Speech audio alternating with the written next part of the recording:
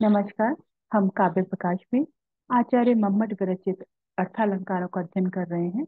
उसी क्रम में आज हम भ्रांतिमान अलंकार का अध्ययन करेंगे।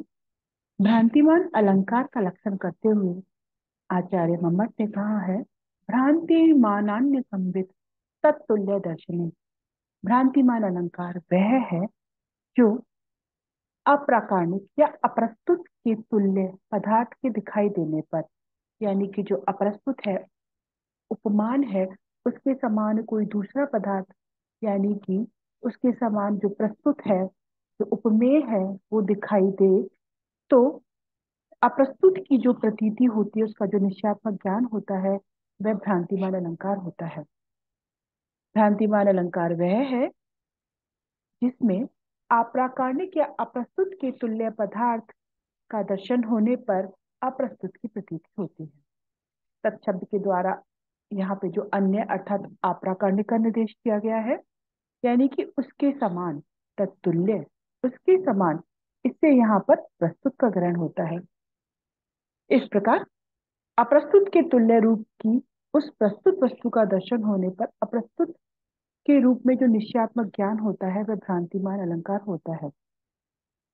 उदाहरण दिया है, कपाले मार्जारः पय इति करान् लेढि शचिनः सरोच्छिद्र प्रोतान् विसमितिः कलिसंकलयति रतान् ते तल्पस्थान् हरति वनितां प्रेषुकपति प्रभामत्तश्चन्द्रो जगदिदमहो विप्लवयति। क्या कह रहे हैं? अहो, बड़े आश्चर्य की बात है कि प्रभामत्तश्चंद्रो, कांति के गर्व से उन्मत्त जो चंद्रमा है, इस संपूर्ण संसार को भ्रांति में डाल रहा है। क्या हो रहा है इसके कारण? मार्जारः, बिलाव जो है, कपाले माने कपाल में स्थित, सचिना माने सूर्य की सॉरी चंद्रमा की किरणों को, सचिना माने चंद्रमा की किरणों को जब उसके पड़ रही है कपाल में, तो मानो उसको दूध समझ करके, पया थी, दूध समझ करके उसको चाट रहा है, चाटने लगता है। जो बिलाव हैं वो कपाल में स्थित चंद्रमा की किरणों को दूध समझ करके चाटने लगते हैं। और हाथी क्या कर रहे हैं? तरु छिद्र प्रोतान, वृक्ष के छिद्रों से जो भूमि पर गिरने वाली चंद्रमा की किरणें हैं, उनको मृणाल समझने लगते हैं।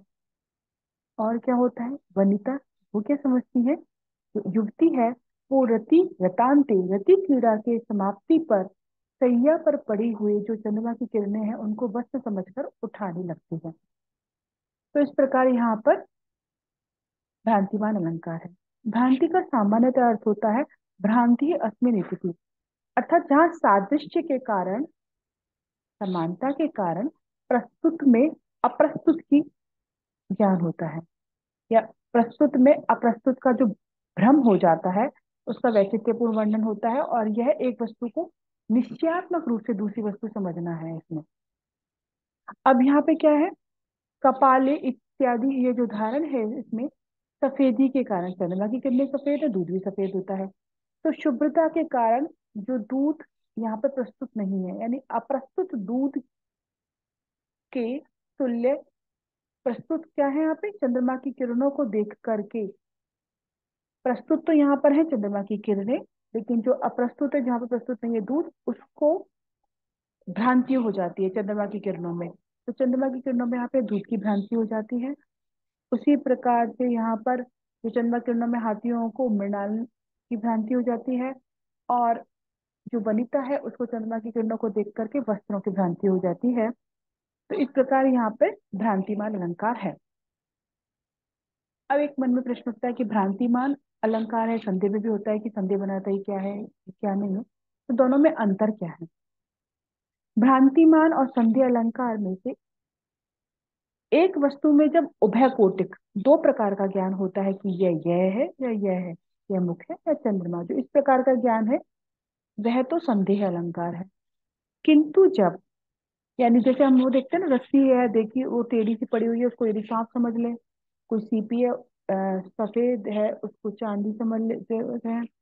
जैसे कि यहाँ पर चंद्रमा की किरणों को दूर समझ लिया गया है।